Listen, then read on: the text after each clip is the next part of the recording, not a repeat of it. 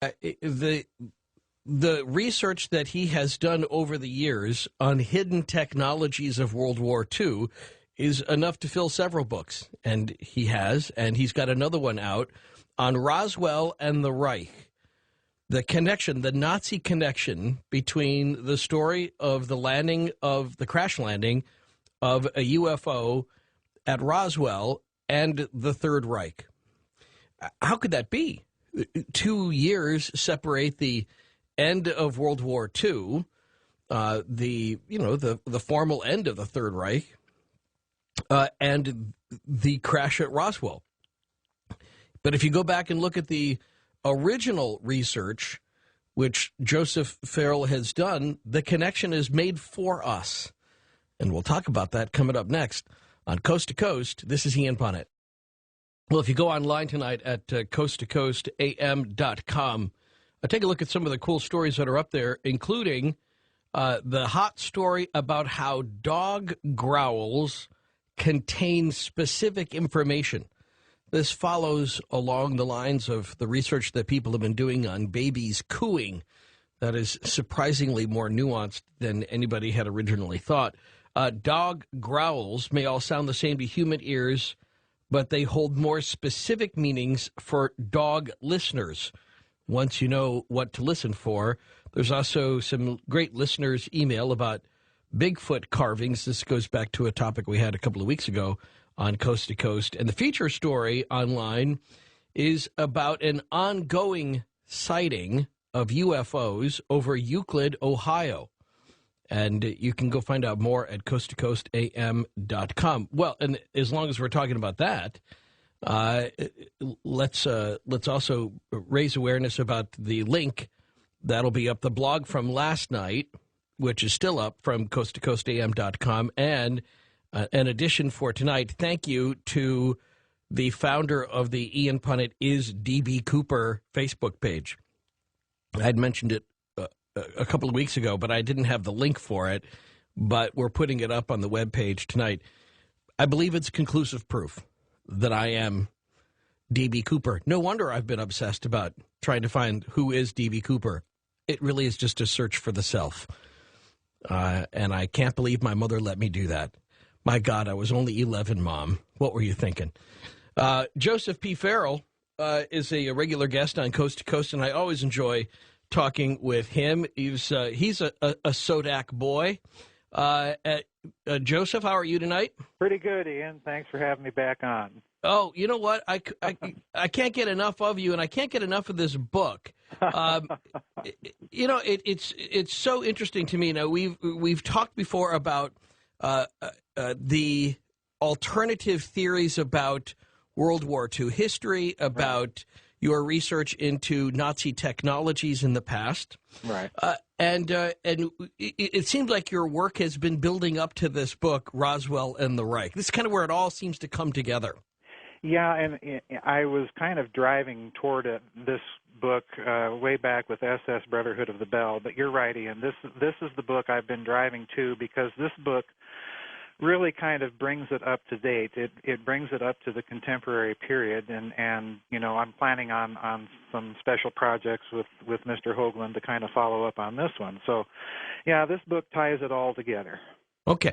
Now, you are still a professor, or you were an adjunct professor? Help me out with a little bit more of your background for people that don't know you. Yeah, I was an adjunct professor for many years, from about 1991, I'd say, up until about 1998, 99. I did have an administrative post for 1 year as well, a full-time post with the University of Oklahoma, doing interdisciplinary seminars and studies that were kind of team-taught affairs. But yes, I've been in the academic arena. Right, including work in Oxford. Oh yes, that's where. Yeah, a friend of mine and I call that the old fiend, and that's where I did my PhD work. Yes, at Oxford. At Oxford, yes, sir. Not Oxnard, at Oxford. No, not Oxnard. No. Okay, I just want to make that clear, because I don't think people give you enough credit for that's a great pedigree, and no wonder you put so much effort into the research. Everything about what you write is heavily footnoted. In the end, I love the sort of peer reviewable attitude that you bring to your work. You're open to discussion on this, Sure. but you cross all your T's and you dot all your I's, and that says a lot to me about this. You're not just talking off the top of your head. You dig deep on this stuff. Well, I try, Ian, and you're right. I do reference things rather heavily because I realize when you're dealing with material of this nature, especially Roswell. I mean, come on, we have zillions of books out there, so you can't really talk about Roswell unless you research what other people have dug up and what they've put about. And so, yeah, I try and reference things rather heavily because I do argue in all of my books speculative cases, but the point that I try to make with them is that they are argued cases. I'm not just inventing this, I'm arguing that if you look at facts a certain way, then yes, you can come to these conclusions. So, yeah, I do reference things rather heavily. Now, have you ever heard back from, anybody at Oxford? Do they ever send you like an email and say, Joseph, Roswell, really? No, I haven't heard anything from anybody that I knew at Oxford, but okay. I do have some contacts that are quite familiar with the place. So. I bet. Well, I want to unpack your book a little bit different for the radio tonight. So thank you for going with me on this because you stack it a little bit differently, but you also make some different assumptions of the reader that I can't make of the listener. So let's back up a little bit and say, explain for the purposes of people who know nothing at all about kind of this this sort of crypto technology of the Third Reich, what it is that you and many others believe the Nazis were working on, let's say in the latter half of World War II. Well, to be giving you the Cliff Notes version, I think what they were working on, Ian, was a technology that was a gateway technology. My research has been focused on a project called the Nazi Bell.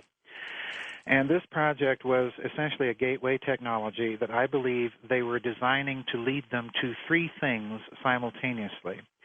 The first was that they were working on this technology to allow them access to free energy or so-called zero-point energy.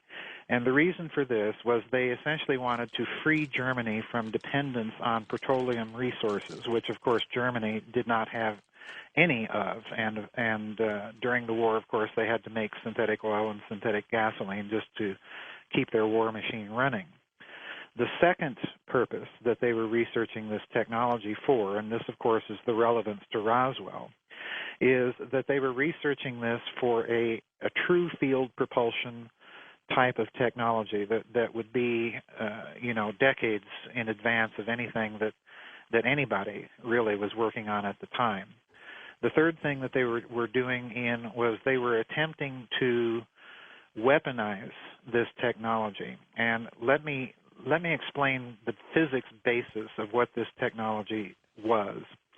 It essentially was a technology that was designed to tap into the fabric of space-time itself.